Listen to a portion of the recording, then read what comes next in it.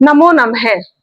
अभी हम नीति शतक पढ़ रहे हैं जो भर्तृ द्वारा रचित है। इसमें आज हम पढ़ेंगे धन का महत्व, कि भर्तृ ने धन का जो महत्व बताया है उसके श्लोक पढ़ते हैं।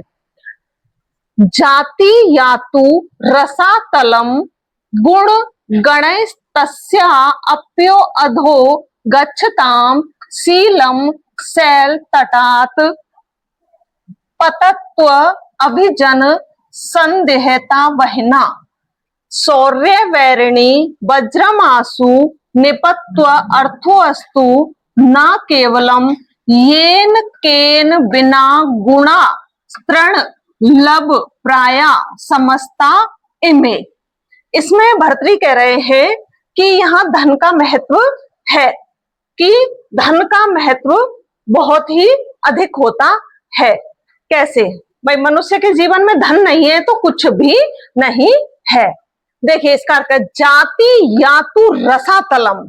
जाति मनुष्य की जो जाति, कुल जिस जाति में पैदा हुआ है वो जाति चाहे रसातलम पाताल में चली जाए, मनुष्य की जाति चाहे पाताल में चली जाए, गुण गणैस्तस्या अपि अधो, और मनुष्य के गुणों का समूह तस्या अपि उससे भी, मतलब जाति के जो पाताल है उससे भी नीचे के लोक में चला जाए, उससे भी नीचे के लोक में चला जाए। मनुष्य के गुण, मनुष्य में बहुत सारे गुण होते हैं, परोपकार है, दया है, क्षमा है, ये जो गुण है मनुष्य के, ये गुण चाहे उससे भी नीचे के लोक में, पाताल से भी नीचे के लोक में चले जाएं।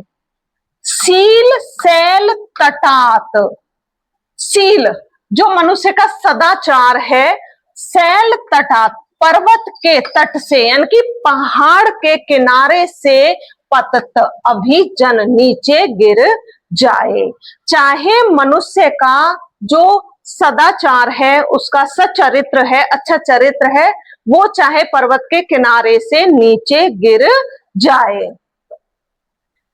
कुलीनता अभिजन, अभिजन कुलीनता, संदेहता वहना, और जो कुलीनता है मनुष्य का उच्च कुल, कुलीनता मतलब उच्च कुल में पैदा हुआ, तो मनुष्य की कुलीनता भले ही आग में जल जाए, संदेहता वहना आग में जल जाए।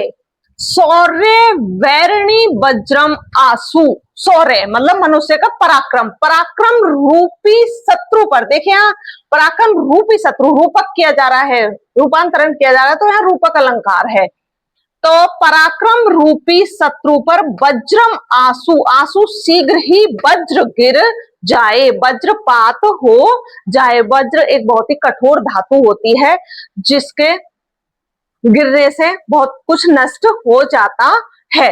तो पराक्रम मनुष्य का जो शौर्य है उस पर शीघ्र ही वज्रपात हो जाए।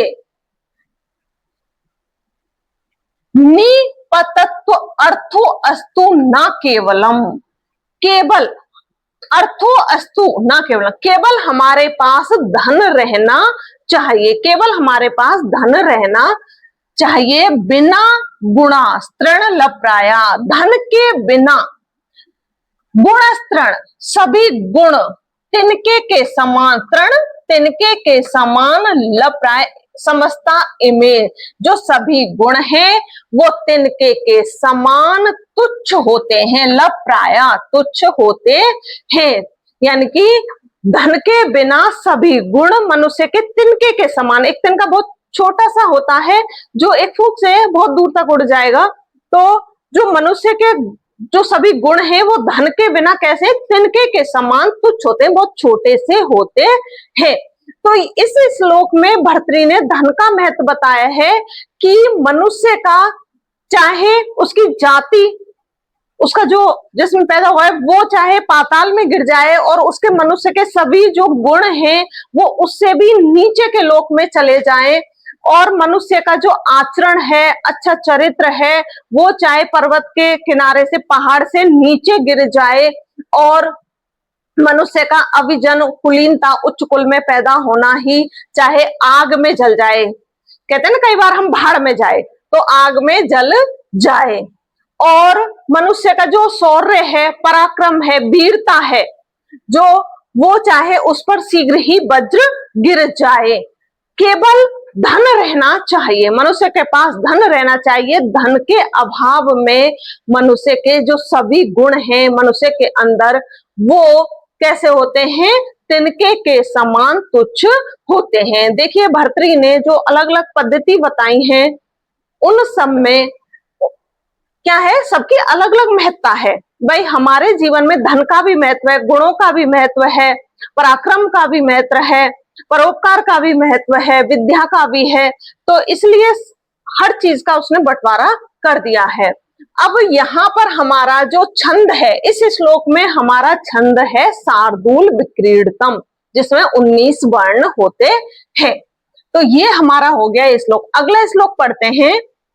तानी इंद्रियाणा विकलानि तर्दब नाम सा बुद्धिर प्रतिहता वचनम तदेव अर्थोस्माणा विरहित पुरुष क्षणेन सो अप्यन्य एव भक्ति इति विचित्रम एततः। यहाँ बताया कि धन के बिना मनुष्य की कैसी विचित्र स्थिति हो जाती है कि धन के अभाव में मनुष्य का सब कुछ बदल जाता है शीघ्र ही। जैसे अभी हमारे पास बहुत सारे पैसे हैं और हमारे जो पैसे है, हमारा पर्स है, कोई चोरी हो जाए कहीं पर, तो जब हमारे पास हमारे जेब में पर्स था और उसमें बहुत सारे पैसे थे, तो हमारी अलग ही हमारे अंदर एक कॉन्फिडेंस था, विश्वास था। लेकिन जैसे ही हमारा पर्स चोरी हो गया तो हमारी हालत बहुत ही खराब हो जाती है। तो इसमें वही दिया है कि धन के बिना मनुष्य की कैसी स्थिति हो जाती है क्षण भर में। कैसे कि तानी इंद्रियाणी, ये इंद्रियां स्वस्थ हैं, मतलब मनुष्य की इंद्रियां सभी क्या है? स्वस्थ है, एकदम सही है। अविकलानी तदेव नाम, और वही इंद्रियां स्वस्थ है, तदेव नाम सा बुद्धि, और वही मनुष्य की अप्रतिहता, वही मनुष्य की तीक्ष्ण तेज बुद्धि है। बुद्धि भी वही है तेज, और उसकी जो है इंद्रियां भी वही स्वस्थ हैं। वचनम तदेव, और वही मनुष्य का वचन है, बोली है, वाणी है। अर्थोस्माणम विरहित, धन की गर्मी से रहित, विरहित रहित वही पुरुष है, धन की गर्मी से रहित वही पुरुष है। सो अप्यन क्षण भर में ही भक्ति इति विचित्रम एतत्, वह दूसरा सा हो जाता है। विचित्रम एतत्, यह आश्चर्य की बात है। मैंने अभी आपको एक उदाहरण दे के बताया कि जब हमारे पास पैसे हैं तब हमारे अंदर अलग ही गर्मी होती है, अलग ही विश्वास होता है। लेकिन जैसे ही हमारे पास पैसे चले गए हमारे पास से या चोरी हो गए, तो हमारी जो स्थिति है बहुत ही व्याकुल हो जाते हैं हम, और बहुत ही बुरी देखने लायक स्थिति होती है वो। तो क्या है? मनुष्य वही है, थोड़ी देर पहले वो कुछ अलग था और थोड़ी देर बाद वो, जब उसके पास पैसे नहीं है तो वो कैसा हो गया? दीनहीन बन गया। तो यह है कि मनुष्य स्वस्थ है, इंद्रियां भी वही है, वही उसकी तेज बुद्धि है, वही उसकी वाणी है, और वही पुरुष क्या है? क्षण भर में विचित्र सा दूसरा सा हो गया है। कितनी विचित्र बात है, एक पल में सब कुछ बदल जाता है। तो यहाँ पर हमारा क्या है? वसंत तिल का छंद है, इसमें वसंत तिल का छंद जिसमें 14 वर्ण होते हैं। अब अगला हम करेंगे, यस्य आस्ति वित्तम से नर कुलीनः स पंडित स श्रुतवानः गुणज्ञ स एव वक्ता स च दर्शनीय सर्वे गुणा कांचनम आश्रयन्ति। अब ये कह रहा है कि इसमें सभी गुण धन के ही आश्रित हैं। इसमें भर्तृहरि कह रहे हैं कि जो सभी गुण हैं मनुष्य के धन के ही आश्रित रहते हैं। कैसे रहते हैं? कि यस्य आस्ति, इस संसार में, वित्तम से नर, जिस मनुष्य के पास धन होता है, इस संसार में जिस मनुष्य के पास धन होता है, कुलीन, वह कुलीन, उच्च कुलीन, ऊंचे कुल का माना जाता है। जिस मनुष्य के पास धन है, चाहे वो कितना भी बुरा हो, लेकिन वो क्या है? कुलीन, उच्च कुल का माना जाता है। से पंडित, वही विद्वान माना जाता है। पंडित का मतलब विद्वान होता है, इतच प्रत्यय है इसमें। से श्रुतवान, वही वेदों का ज्ञाता माना जाता है। वही क्या है, वेदों का ज्ञाता माना जाता है, गुणज्ञ, और वही गुणशाली माना जाता है। स एव वक्ता, सच दर्शनीय, वही बोलने में चतुर, मतलब अच्छा वक्ता, बोलने में चतुर माना जाता है। सैव दर्शनीय, वही देखने योग्य होता है, देखने में अच्छा लगता है। सर्वे गुणा कांचनम आश्रयंती, क्योंकि सभी गुण, कांचन मतलब सोना, कांचन सोना, स्वर्ण, सभी गुण सोने अर्थात धन में ही आश्रय रहते हैं। सभी गुण, जो मनुष्य के सभी गुण हैं, धन में ही आश्रित रहते हैं। देखिए, धन, जैसे कोई मनुष्य है ऊंचे कुल में, कोई धनवान वंश में पैदा हुआ है, चाहे उसके अंदर कुछ भी गुण नहीं है, बहुत बुराइयां हैं उसके अंदर, वो ना पढ़ा लिखा है, ना देखने में अच्छा है, और वो मद्यपान करता है, बहुत सारी गंदी आदतें होती हैं, लेकिन जब मनुष्य उछल पैदा, उसके पास पैसा होता है, धन होता है, तो उसकी जो सारी बुराइयां हैं वो धन से ढक जाती हैं, उन सारी बुराइयों पर पर्दा पड़ जाता है। तो मनुष्य अच्छा ना होकर भी अच्छा बन जाता है। ये कहा है भर्तृहरि ने यहाँ पर कि धन से ही मनुष्य सब कुछ होता है। जिसके पास धन है वही व्यक्ति उच्च कुलीन माना जाता है, अच्छा बोलने वाला माना जाता है, विद्वान माना जाता है, वही शास्त्र और वेदों का ज्ञाता माना जाता है, गुणशाली माना जाता है, और वही देखने में अच्छा भी माना जाता है। लोग उससे बात करना पसंद करते हैं क्योंकि उसके पास धन है, पैसा है। तो यहाँ पर धन में ही सभी गुण रहते हैं, धन का आश्रय बताया है। तो इसमें क्या है, इस श्लोक में हमारा उपजाति तो छंद है और अलंकार अतिशयोक्ति है। अतिशयोक्ति अलंकार कैसे है, अतिशयोक्ति अलंकार में है अतिशयोक्ति, मतलब बढ़ा चढ़ाकर किसी बात को कहना, जबकि हकीकत में नहीं होता ऐसा। अतिशयोक्ति अलंकार वहां होता है जहां उस जो चीज हकीकत है उससे थोड़ा आगे उसको बढ़ा चढ़ा करके वर्णन करना। तो यहाँ पर भी जो धन की वजह से बढ़ा चढ़ा करके वर्णन किया गया है, तो इसलिए यहाँ अतिशयोक्ति अलंकार है। अगला श्लोक है हमारा, गौ मंत्रियान न नृपति विनश्यति यति संगात सुतो लालना द्विप्रयो अन्न अध्यनातः कुलम कुतन्याच्छीलम खलोपासनातः ह्री मध्यागन वेक्षणादापि कृषि स्नेह प्रवास आश्रयन मंत्री च अप्रणयातः समृद्धिर अन्या त्यागा प्रमादात्वनम। तो देखिए यहाँ पर भर्तृहरि कह रहे हैं कि धन आदि वस्तुएं कुछ कारणों से नष्ट भी हो सकती हैं, कि हमारे पास जितना धन है अगर हम उसको सही तरह से उपयोग नहीं करेंगे तो हमारा जो धन है वो नष्ट हो जाएगा। कैसे हो जाएगा कि द्वय मंत्रणा नृपति, जो राजा है, राजा द्वय मंत्रणा, बुरी मंत्रणा से, जैसे राजा है अच्छा है लेकिन उसके जो आसपास रहने वाले मंत्रीगण हैं वो बुरे हैं और राजा को अच्छी सलाह नहीं दे रहे हैं, तो जब राजा को आसपास रहने वाले लोगों से अच्छी सलाह नहीं मिल रही है तो राजा नष्ट हो जाता है, वो राजा उन्नति नहीं कर सकता है। इसलिए राजा के पास मंत्रियों की, जो उसको सलाह देते हैं कार्य करने की, अच्छे मंत्री होने चाहिए, तभी राजा सफल होगा। बुरे मंत्रियों से राजा असफल हो जाएगा, नष्ट हो जाएगा। तो बुरी मंत्रणा से राजा नष्ट हो जाता है, विनश्यति नष्ट हो जाता है। यति संगात, यति जो योगी होता है, तपस्वी, योगी तपस्वी जो मनुष्य होता है वो संगात आसक्ति से, मोह माया से, भाई जब हम योगी बन गए, हमने संसार का मोह छोड़ दिया तो तब तो हम सफल हो जाएंगे। लेकिन हम दिखावे के लिए योगी बन गए, भाई हम तपस्वी बन गए, तपस्या कर रहे हैं, लेकिन हमारा मन क्या है, सांसारिक जो आसक्तियां हैं उनमें रम रहा है, सांसारिक मोह माया और इनको नहीं छोड़ रहा है, तो हम योगी नहीं बन पाएंगे, हम नष्ट हो जाएंगे। तो जो योगी है, ये तपस्वी है, वो आसक्ति से नष्ट हो जाता है, फिर वो योगी नहीं रहता है। सुतो लालना, पुत्र अधिक लाड़ प्यार से बिगड़ जाता है। इसलिए कहते हैं पुत्र को सीमित ही अवस्था में प्यार करना चाहिए, उसको लाड़ प्यार करना चाहिए। ज्यादा लाड़ प्यार करने से बच्चा बिगड़ जाता है, वो गलत रास्ते पर चला जाता है।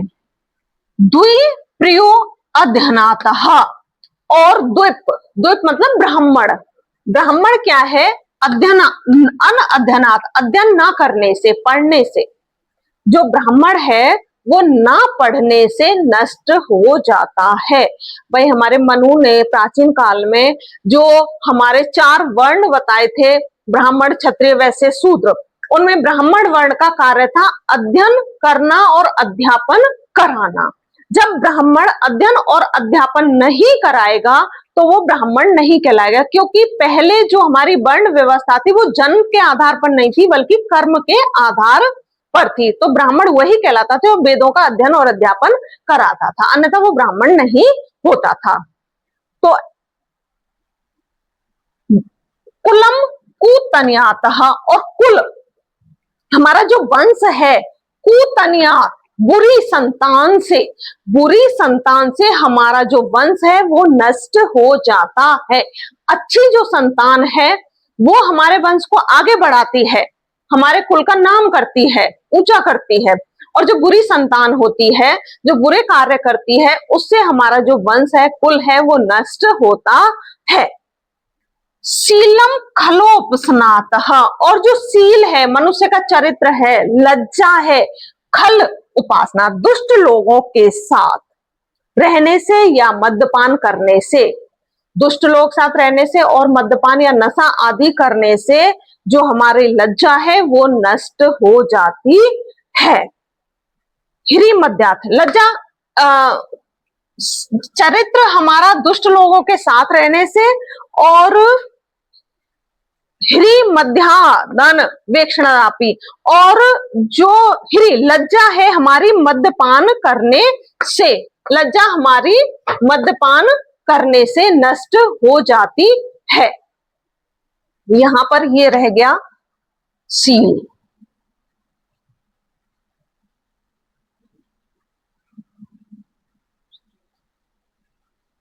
दुष्टों के साथ से, जो हमारा चरित्र है वो दुष्टों के साथ से नष्ट हो जाता है। अब जो हमारी लज्जा है वो मद्यपान करने से नष्ट हो जाती है। अवेक्षणापि कृषि, और जो हमारी खेती है वो देखभाल नहीं करने से नष्ट हो जाती है। जैसे हमारे पास खेत हैं, बहुत सारे खेत हैं, लेकिन हम उन खेतों में जब सींचेंगे नहीं, बुवाई नहीं करेंगे, उन खेतों की देखभाल नहीं करेंगे तो वो हमारे खेत क्या है, जंगल बन जाएंगे और वो नष्ट हो जाएंगे। तो खेती देखभाल नहीं करने से नष्ट हो जाती है, हमें फसल प्राप्त नहीं होती है। तो खेती देखभाल नहीं करने से स्नेह प्रवासाद, और इसने जो प्रेम होता है वो दूर रहने से, प्रवासात दूर रहने से नष्ट हो जाता है। जब दो लोग आपस में प्रेम है और जब वो दोनों बहुत दूर रहे, अलग अलग रहे और वो मिल नहीं सके तो उनका जो प्रेम है वो धीरे धीरे नष्ट हो जाता है। मंत्री च अप्रेणात, और मित्रता प्रेम ना होने से, अप्रेणात प्रेम ना होने से नष्ट हो जाती है। जैसे दो मित्र हैं, आपस में मित्रता तो कर ली लेकिन उनमें आपस में स्नेह नहीं है, उनमें आपस में एक दूसरे से लगाव नहीं है, तो वो मित्रता ज्यादा समय तक नहीं टिकती है, वो नष्ट हो जाती है। तो मित्रता प्रेम ना होने से नष्ट हो जाती है। समृद्धि अन्यातः, और ऐश्वर्य क्या है, अन्यात, अनीति से, जो हमारी समृद्धि है, जो वो ऐश्वर्य है वो अनीति से, गलत रास्ते पर चलने से नष्ट हो जाता है। जब हम कोई उन्नति करते हैं, अच्छा कार्य करते हैं, लेकिन हम गलत रास्ते पर चल गए तो वो नष्ट हो जाएगा। और त्यागात प्रमाद धनम, और धन त्याग और प्रमाद से या बिना सावधानी से नष्ट हो जाता है। जो हमारा धन है, हमारे पास धन है, वो क्या करने का, त्याग करने से, किसी को दे दिया तो नष्ट हो गया, प्रमाद करने से, घमंड करने से हमारा धन नष्ट हो जाता है, या बिना सावधानी से, या सावधानी से हम अपने धन को सावधानी से नष्ट नहीं करेंगे तो हमारा जो धन है वो नष्ट हो जाएगा। हम सही तरीके से अपने धन का उपयोग नहीं करेंगे तो हमारा धन नष्ट हो जाता है। तो यहाँ पर यही समझाया है भर्तृ ने कि हमारे पास जो जो वस्तुएं उनका हमें सही सही उपयोग करना चाहिए। अब राजा के मंत्री अच्छे होने चाहिए, योगी को मोह माया में आसक्ति नहीं होनी चाहिए, पुत्र को अधिक लाड़ प्यार नहीं करना चाहिए, ब्राह्मण को अध्ययन करना चाहिए और कुल में अच्छी संतान होनी चाहिए जो हमारे कुल को उन्नति की ओर ले जाए। और मनुष्य का जो चरित्र है वो बचा रहेगा, हमें बुरे लोगों के साथ नहीं रहना चाहिए। और लज्जा है, मनुष्य की लाज है, वो मद्यपान नशा आदि करने से नष्ट होती है, तो नशा आदि नहीं करना चाहिए, तो मनुष्य की लाज बची रहती है। और हमें खेती की देखभाल करनी चाहिए जिससे हमारी खेती से हम फसल प्राप्त कर सकें। और हमारे जो मित्र है या प्रेम है उस जो बना रहेगा आपस में मिलते रहने से। मित्रता ऐसी होनी चाहिए, गहरी मित्रता होनी चाहिए जिसमें आपस में लगाव हो, प्रेम हो। ऐश्वर्य अनीति से, हमें एक नीति के मार्ग पर चलना चाहिए। हमें धन का जो उपयोग है वो सही तरीके से करना चाहिए, तभी हमारा धन हमारे पास रहेगा, या धन से धन को हमें बढ़ाना चाहिए। तो ये इस श्लोक में जो छंद है वो शार्दूल विक्रीडतम है, अलंकार है दीपक, दीपक अलंकार है इसमें। अब हम अगला श्लोक करते हैं कि दानम भोगो नाश त्रो गतियो भवन्ति वित्तस्य यो न ददाति न भुंगते तस्य तृतीया गतिर भवति। तो यहाँ पर भर्तृ ने धन की 3 दशाएं बताई हैं कि धन की 3 दशाएं होती हैं, दान, भोग और नाश। ये धन की 3 दशाएं होती हैं।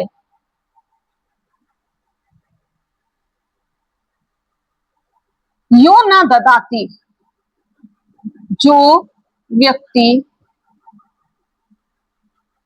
न दान देता है, ना धन का उपभोग करता है, और जो ना धन का दान देता है और ना उपभोग करता है, उसकी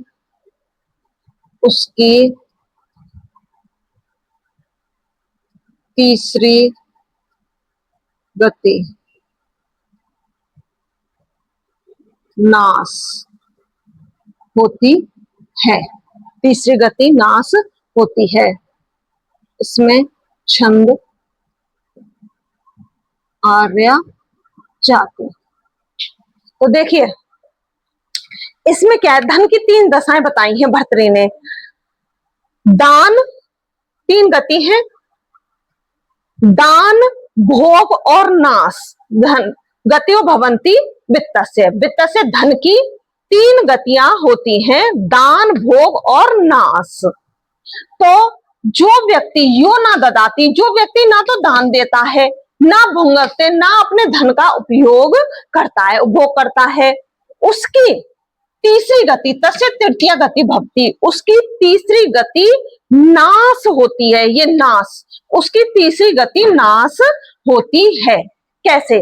देखिए, जो व्यक्ति 3 तरह के व्यक्ति होते हैं, उच्च, मध्यम और अधम। ऐसे ही धन है, जो उच्च व्यक्ति होते हैं वो धन का क्या करेंगे, दान करते हैं।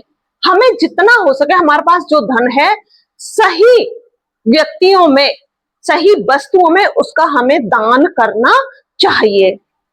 और जो मध्यम श्रेणी के लोग होते हैं उस धन का उपभोग करते हैं, उससे उन्हें लौकिक सुख मिलता है। भाई दान करने से अलौकिक सुख मिलता है और धन का उपभोग करने से लौकिक सुख, सांसारिक सुख मिलता है। भाई धन है हमारे पास, हम उपभोग करेंगे, अच्छा खाएंगे, अच्छे वस्त्र पहनेंगे और अच्छा घूमेंगे तो इससे क्या है, धन का उपभोग होगा, ये लौकिक सुख हो गया। और तस्य तृतीया गति भक्ति, और यदि जिस मनुष्य के पास धन है वो ना तो दान कर रहा है धन का, ना वो उपभोग करता है, तो उसके धन का क्या होगा, नाश होगा, अवश्य होगा। क्योंकि जब मनुष्य कुछ नहीं करता है तो धन धीरे धीरे अपने आप नष्ट हो जाता है। तो जब उसका नाश होता है तो तीसरी अधम प्रकृति का व्यक्ति होता है, उसकी तीसरी गति जो बहुत ही दुखदाई होती है, कष्टप्रद होती है। जब उसके धन का नाश होता है तो उसको बहुत कष्ट होता है। जैसे किसी मनुष्य के पास बहुत सारा धन है, उस धन से वो जब जीविका नहीं चलाएगा, कोई कार्य नहीं करेगा, तो धन आगे नहीं बढ़ेगा। धन आगे नहीं बढ़ेगा, उस धन को वो गंदे कार्यों में, शराब पीने में, जुआ खेलने में आदि में क्या कर देगा, नष्ट कर देगा। फिर उसकी स्थिति बहुत ही कष्टमयी होगी, उसके पास कुछ भी नहीं बचेगा। तो मनुष्य के पास जो धन है, उस धन का सही तरीके से उपभोग करके और उस धन को आगे बढ़ाना चाहिए, और अपने धन का एक हिस्सा हमें दान अवश्य करना चाहिए, क्योंकि उससे हमें अलौकिक सुख मिलता है, दान करने से पुण्य मिलता है। तो धन की जो ये 3 गति इसने बताई है भर्तृ ने, ये होती हैं। इसमें आर्य जाति छंद है, आर्य जाति जो मात्रिक छंद है उसमें मात्राएं होती हैं, आर्य जाति छंद है। अब ये हमने आपको धन का महत्व बताया है कि मनुष्य के जीवन में किस तरह धन का महत्व होता है, धन की महत्ता होती है, और अपने धन को मनुष्य किस तरह से आगे बढ़ा सकता है, धन से में वृद्धि कर सकता है, और किस तरह से मनुष्य अपने धन को नष्ट भी कर सकता है। मतलब मनुष्य स्वयं जिम्मेदार होता है अपने धन को आगे बढ़ाने में, और स्वयं ही जिम्मेदार होता है अपने धन को नष्ट करने में। तो ये हमारे भर्तृ की धन का महत्व हो गया।